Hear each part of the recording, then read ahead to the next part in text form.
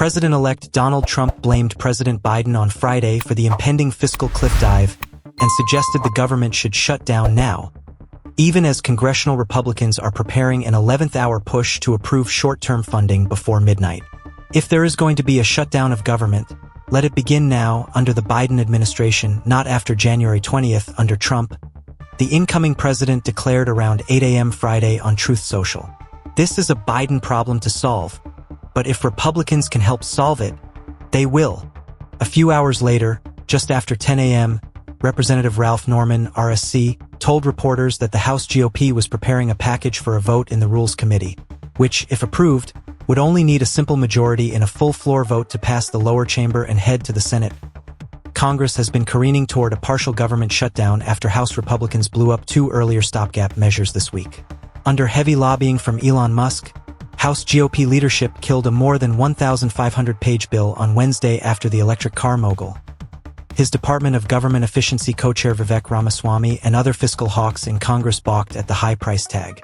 It included around $100 billion in disaster relief funding for hurricane-hit states and other damaged areas, billions in farm aid, and the extension of federal spending at current levels until March 14, 2025. Plan B, a 116-page, slimmed-down bill, was put on the House floor for a vote Thursday but was immediately batted down by all but 2 Democrats and 38 Republicans, many of whom opposed the even higher spending levels.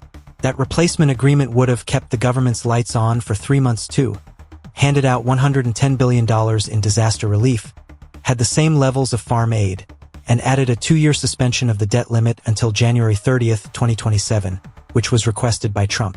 In the early hours of Friday, the president-elect went further and said, Congress must get rid of or extend out to perhaps 2029 the ridiculous debt ceiling. Without this, we should never make a deal. Remember, the pressure is on whoever is president.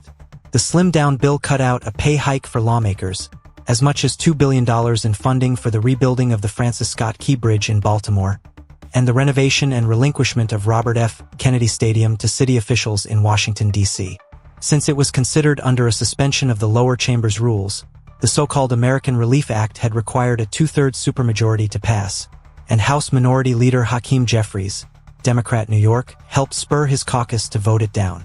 House Speaker Mike Johnson, Republican Louisiana, and fiscal conservatives in the Freedom Caucus met Friday morning, with incoming Office of Management and Budget Director Russell Vought and Vice President-elect J.D. Vance to craft a third deal.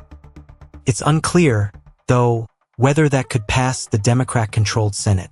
If a short-term funding bill doesn't pass both chambers of Congress before 12 a.m. Saturday, the government will go into a partial shutdown.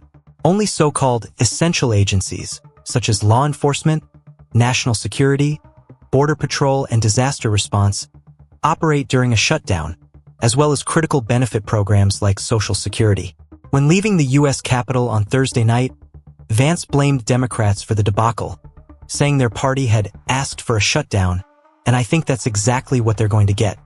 Either the government should pass sensible bills that actually serve the people or shut it down. Musk agreed in a Friday morning ex-post. Jeffries had decried the Plan B bill as a handout for Republican lawmakers, billionaire donors. White House Press Secretary Karine Jean-Pierre also rebuked Republicans on Thursday night for torpedoing the initial deal and breaking their word to support a bipartisan agreement that would lower prescription drug costs and make it harder to offshore jobs to China. President Biden supports the bipartisan agreement to keep the government open, help communities recovering from disasters, and lower costs. Not this giveaway for billionaires that Republicans are proposing at the 11th hour, she said in a statement.